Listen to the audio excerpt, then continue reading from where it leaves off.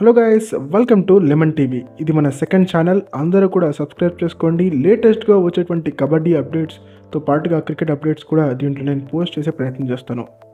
ఇక వీడియోలోకి వెళ్ళిపోతే, చాలామంది తెలుగు టైటన్స్ ఫ్యాన్స్ కావచ్చు, ప్రో కబడ్డీ ఫ్యాన్స్ కావచ్చు, సోషల్ మీడియా హ్యాండిల్స్లో ఒక కామెంట్ పెడుతూ ఉన్నారు. ఆ కామెంట్ ఏంటంటే, భరత్ తోడాని అనవసరంగా కొన్నారు, పవన్ సరావత్ అయితే ఇంకా తక్కువ బడ్జెట్లో వచ్చేసి ఉండేవాడు కదా, రాంగ్ మూవ్ చేసింది తెలుగు టైటన్స్ అని చెప్పేసి. దీనికి నేను ఇప్పుడు సమాధానం ఇచ్చేటువంటి ప్రయత్నం చేస్తాను. గత కొన్ని సీజన్స్గా పవన్ సరావత్ ఇంజరీ కన్సర్న్స్తో స్ట్రగుల్ అవుతూ వస్తున్నాడు. తన ఫామ్ గ్రాడ్యువల్గా డిప్ అవుతూ వస్తుంది. లాస్ట్ సీజన్లో కూడా క్రూషియల్ మ్యాచెస్లో పవన్ సరావత్ తెలుగు టైటన్స్కి అవైలబుల్గా లేడు. ఆ విషయాన్ని పక్కన పెడితే, భరత్ హుడా రీసెంట్గా మంచి ఫామ్లో ఉన్నాడు. డొమెస్టిక్ టోర్నమెంట్స్లో అద్దరు కొడుతున్నాడు భరత్ హుడా. సో ఈ నేపథ్యంలో పవన్ సరావత్ కంటే భరత్ హుడా ఒక బెస్ట్ ఆప్షన్గా భావించి తెలుగు టైటన్స్ ఫ్రాంచైజ్ భరత్ హుడాని కొనడం జరిగింది.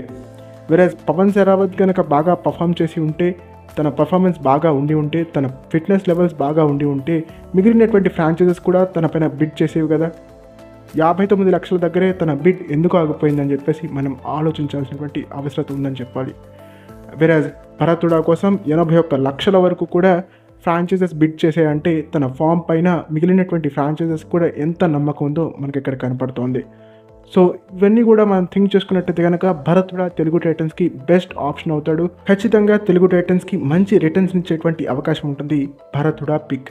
ఓకే, ఇది ఫ్రెండ్స్ ఈ వీడియో కనుక మీకు నచ్చినట్టయితే లైక్ చేయండి, షేర్ చేయండి, మన ఛానల్ని సబ్స్క్రైబ్ చేసుకుని పక్కన బెల్ ఐకాన్ ప్రెస్ చేసి ఆల్ ఆప్షన్లో సెట్ చేసుకోండి. అండ్ ఇలాంటి మరిన్ని వీడియోస్ కోసం ఛానల్ని డైలీ ఫాలో అవడానికి ట్రై చేయండి.